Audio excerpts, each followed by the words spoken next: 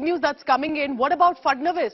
Devendra Fadnavis, from earlier expected to become the Chief Minister, is now one of the Deputy Chief Minister. And that's the big news coming in about the posters that are coming in some ways hailing Devendra Fadnavis as well, about, how is he dealing with this situation, what is happening next as well. Rajdeep, let's talk about that moment as well. Where does Devendra Fadnavis see himself and his position? Because the news coming in on our screens right now is he a Chanakya Fadnavis? Fadnavis will stay in the state, no discussion of him being moved to Delhi yet. But of course, there are posters reflective of that emerging in Mumbai, hailing Fadnavis.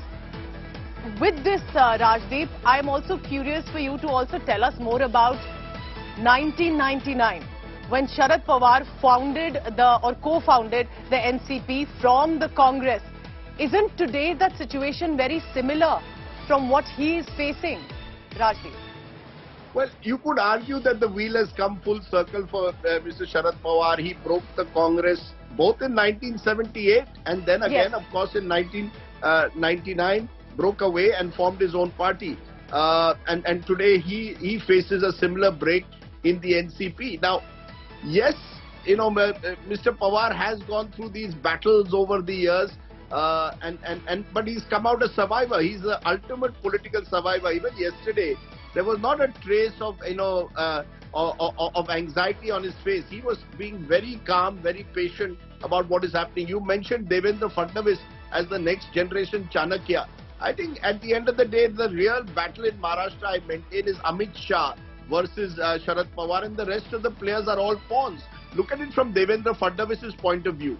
He's the BJP's #1 neta in Maharashtra. The BJP is the single largest party in Maharashtra, and yet he's one of only 2 deputy chief ministers now, working side by side with the very person who was his deputy when that one-week government was formed, i.e. Ajit Pawar. And Eknath Shinde, who's junior to both of them, is the chief minister. So from Fadnavis' point of view, while he might have sort of taught a lesson to Mr. Pawar, and a lot of politics in Maharashtra is about settling scores, Devendra Fadnavis' own political career has not necessarily taken off to the next level. Will he be made chief minister in the months ahead? We don't know. That's one question that's being speculated. Or will he be brought to Delhi as a cabinet minister? How does Mr. Fadnavis reconcile the fact that he's now sharing the deputy chief minister's post with the very person whom he said he would do chakki pissing? He would send him to jail in the irrigation scam.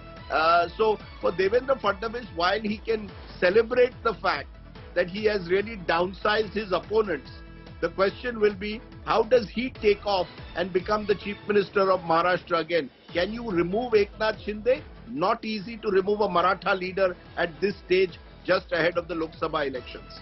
Very interesting perspective. Thank you so much, Rajdeep Sardesai. I appreciate you joining us, giving us all your views. You've spoken to Sharad Pawar this morning, who has said that I didn't know about the move and I'm not going to push them to stay back with the party, but there's lots more that's expected to happen. Rajdeep Sardesai telling us about how, whether it's a demotion for Devendra Fadnavis or whether it's about showing patience, but eventually it's all about 2024. Has the BJP again pulled a master stroke after getting Eknath Shinde to attempt a coup, walk out from Uddhav Balasaheb Thackeray Sena, and now forming 2 factions? Have they managed to do the same with the NCP?